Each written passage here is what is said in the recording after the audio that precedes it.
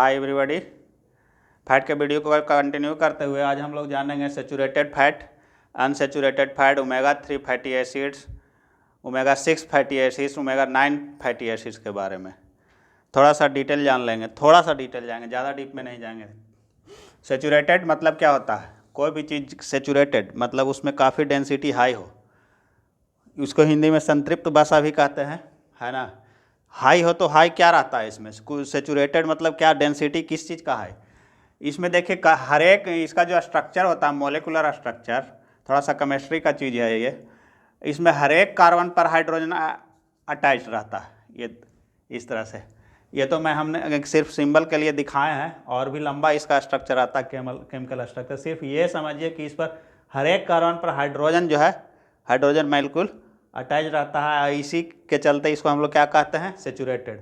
और जब हर एक कार्बन मॉलिक्यूल पर कार्बन अटैच नहीं रहेगा तो उसको क्या कहेंगे? अनसेचुरेटेड कह देंगे, ठीक है। तो ये जो सेचुरेटेड फैट है, ज़रा सा थोड़ा सा एक लिमिट अमाउंट में ही हमको चाहिए। अगर हम लोग ये ज़्यादा खाते हैं तो फिर क्या होता है? ये हमको हार्म पहुंचाता है, हमारे खून की नसों में जमने लग जाता है। और ये साथ साथ ये भी हार्मफुल है, ट्रांसफैट। ये जब हम बताए ही थे। और ट्रांसफैट कैसे बनता है? ट्रांसफैट तो कुछ चीज़ नेचुरलों में रहता है, कुछ मिल्क प्रोडक्ट में रहता है, और कुछ एनिमल प्रोडक्ट मीट वगैरह में रहता है, मटन वगैरह में। तो वो जो नेचुरली रहता है वो ज़्यादा हानि नहीं करता है। कौन सा हानि करता है? जो प्रोसेस्ड फूड में आता है, पिज़्ज़ा बर्गर ये सब में। और जो तेल बार बार जल करके जो बन जाता है ना, तेल जो कुछ जलने से डिस्ट्रॉय हो जाता है तो बनता है ट्रांसफैट। तो उसमें अब डालडा में रहता है। जब वो फिर कोई रिफाइनिंग के प्रोसेस में जाएगा या हाइड्रोजनेशन, जिसमें कि डालडा बन जाता है, तो उसमें ट्रांसफैट आता है ना। तो वो हानि करता है। ये दो फैट जो हैं ये हमें काफ़ी लिमिट अमाउंट में चाहिए, है ना। और वो तो हमें चाहिए ही नहीं ट्रांसफैट, लेकिन हल्का मात्रा में आएगा तो ये दिक्कत नहीं करेगा। लेकिन अगर ज़्यादा आएगा तो सबसे ज़्यादा दिक्कत कौन करेगा? ट्रांसफैट। फिर उसके बाद कौन दिक्कत करेगा? सेचुरेटेड फैट, है ना। ऐसे कोई भी फैट हमें एक्सेस में नहीं लेना चाहिए। ये भी नहीं लेना चाहिए जो कम हानि करता है। हानि सब करता है ये। अब ये हो गया अनसेचुरेटेड। अनसेचुरेटेड इसको क्यों कहते हैं? कुछ लोग पूछते रहते हैं कि इसको सेचुरेटेड क्यों कहते हैं। तो सेचुरेटेड तो समझ गया है, हर एक कार्बन मॉलिक्यूल पर एक हाइड्रोजन मॉलिक्यूल अटैच रहता है, इसलिए इसको सेचुरेटेड कहते हैं, क्योंकि हाइड्रोजन से ये सेचुरेट है, ठीक है। देख रहे हैं हाइड्रोजन से सेचुरेट है। तो इसी को जब ये जो अनसेचुरेटेड फैट है ना, उसको सेचुरेट किया जाता है ज़्यादा करके। ये सोयाबीन ऑयल को सेचुरेट किया जाता है, पाम ऑयल में सेचुरेशन रहता है, फिर भी सेचुरेटेड फैटी एसिड रहता है, फिर भी उसको सेचुरेट करके हाइड्रोजिनेशंस कहते हैं। उसको कहते हैं ना, आगे हम लोग देखेंगे कि हाइड्रोजिनेशन करके हर एक मॉलिक्यूल, कुछ प्रोसेस है उसमें हर एक मॉलिक्यूल पर हाइड्रोजन मॉलिक्यूल जो है अटैच करा दिया जाता है, तो फिर वो भी सेचुरेटेड हो जाता है। जैसे कि वनस्पति घी या डालडा जो रहता है। तो चलिए, अब ये जो अनसेचुरेटेड फैट है वो दो तरह का होता है। एक हो गया मोनो अनसेचुरेटेड और दूसरा होता है पॉली अनसेचुरेटेड। अब मोनो अनसेचुरेटेड फैटी एसिड जो है ना, वो नॉन एसेंशियल फैटी एसिड्स होता है, वहाँ शरीर हमारा खुद भी बना लेता है। मोनो अनसेचुरेटेड फैटी एसिड जो होता है, इसको हम सिर्फ यहीं तक लिखे हैं क्योंकि बहुत लंबा हो जाता। तो मोनो अनसेचुरेटेड में जो होता है, हाइड्रोजन आयन जो है ना इसमें जो है सेचुरेटेड, सीधा सा बात है कि ये हाइड्रोजन आयन अनसेचुरेटेड है, तो ये हाइड्रोजन आयन हर एक कार्बन पर नहीं रहेगा, कुछ कुछ कार्बन मॉलिक्यूल पर मिस करता जाएगा, इसलिए इसको अनसेचुरेटेड कहते हैं। तो इसमें दो तरह के होता है, एक मोनो एक पॉली, ठीक है। तो मोनो में क्या होता है कि कार्बन और कार्बन के बीच डबल बॉन्ड सिंगल ही होता है, एक ही होता है। चाहे इसमें 18 मॉलिक्यूल रहे, चाहे 15 मॉलिक्यूल रहे कार्बन का, ये रहेगा एक ही डबल बॉन्ड रहेगा, तो उसको क्या कहेंगे? Mono unsaturated. अगर एक से ज़्यादा डबल बॉन्ड रह गया तो उसको कहेंगे पॉली अनसेचुरेटेड। तो ये हो गया। ओमेगा 9 भी इसी को कहते हैं, है ना।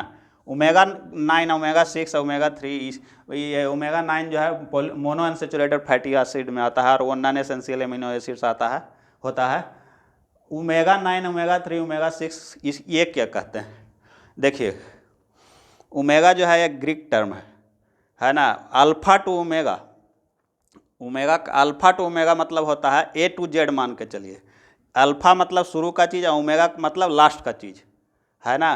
तो इसका नॉमेनक्लेचर, नामाकरण करने के लिए वैज्ञानिकों ने ओमेगा 9 इसलिए इसका नाम रखा कि जो लास्ट से जब हम इसका कार्बन से गिनती करते हैं 1 2 3 4 5 6 7 8, ये 9वां पर पहुंचता है। ये जो डबल बॉन्ड है ना, ये फर्स्ट डबल जो है 9वां पर पहुंचना, 9th कार्बन इसको मान लीजिए, 9th कार्बन हम इसको कहेंगे। ये थोड़ा सा छोटा बोर्ड है इसलिए इसको उतना कर नहीं पाए, लेकिन ये 9th कार्बन पर डबल बॉन्ड रहता है, इसलिए इसको ओमेगा 9 मतलब, ओमेगा मतलब पीछे से है ना, पीछे से 9वां, तो ये हो गया ओमेगा 9। और वही होता है फिर ओमेगा 6 पॉली अनसैचुरेटेड में। आ जाइए अब, पॉली अनसैचुरेटेड में क्या होगा कि कार्बन के बीच जो डबल बॉन्ड है ना, पहले तो हाइड्रोजन बॉन्ड कार्बन के बीच में गैप गैप करके रहेगा ही, सारे कार्बन पर हाइड्रोजन आयन नहीं रहेंगे चूंकि अनसैचुरेटेड तो है ही। तो अब पॉली क्यों है, पॉली अनसैचुरेटेड क्यों है? क्योंकि कार्बन के बीच में ये डबल बॉन्ड जो है ना एक से ज़्यादा रहता है, यही इतना ही सारा डिफरेंस है ना, मोनो एंड पॉली अनसैचुरेटेड और सैचुरेटेड फैट में। ये तो अब क्लियर है। तो अब ओमेगा 6 उसको कहते हैं, ओमेगा मतलब फिर से अल्फा टू ओमेगा का मतलब अल्फा मतलब शुरू से जो गिनती किया जाता है तो उसको कहते हैं ओमेगा मतलब लास्ट से। तो ओमेगा जो है लास्ट से जब हम कार्बन से गिनती चालू करते हैं तब फर्स्ट सेकंड थर्ड फोर्थ और सिक्स्थ, 1 2 3 4 5 6, यहाँ पर है हमारा डबल बॉन्ड। पहला जो डबल बॉन्ड है यहाँ पर, कार्बन का डबल बॉन्ड यहीं रहता है, इसलिए इसको ओमेगा 6 फैटी एसिड कहते हैं। ठीक है, ओमेगा 6 फैटी एसिड्स का एग्जाम्पल जो है आर्किडिनोइक एसिड है, ARA उसको कहते हैं, लाइनोलिक एसिड है, CLA भी कहते हैं। CLA का नाम आप जो फिटनेस में है रहते हैं वो खूब सुने हुए होंगे, कंजुगेटेड लाइनोलिक एसिड, आर्किडिनोइक एसिड मतलब ARA, ठीक ना। कंजुगेटेड ALA जो होता है ये घी में अच्छी मात्रा में पाया जाता है और ये वेट कम करने में मदद करता है। तो घी हम लोग अगर लिमिट में खाएंगे तो वजन घटेगा, लिमिट में, ज़्यादा खाएंगे तो बढ़ेगा ही बढ़ेगा, कोई उसमें रोक नहीं सकता। ठीक है, तो ये हो गया ओमेगा 6। अब ओमेगा 9 भी उसी तरह सा है, अंतिम से कार्बन के मॉलिक्यूल में जो गिनती किया जाता है तो ओमेगा 3 सॉरी ये जो है कार्बन जो है का गिनती जब हम अंतिम से चालू करते हैं तो तीसरा कार्बन के बाद जो है ये डबल बॉन्ड रहता है, तो इसलिए इसको ओमेगा 3 कहते हैं। इतना ही सा तो बात है, और इसको मार्केट में कितना हाइपर किया जाता है। ओमेगा 3 तो बतला ही दिए हैं, essential fatty acid. Omega 9 omega 6 दोनों एसेंशियल फैटी एसिड्स है, हम लोगों का शरीर बनाता नहीं है, इसको हम लोगों को बाहर से लेना ही पड़ता है खाना के द्वारा। ओमेगा 3 में 3 गो फैटी एसिड जो आता है, EPA DHA ALA है ना।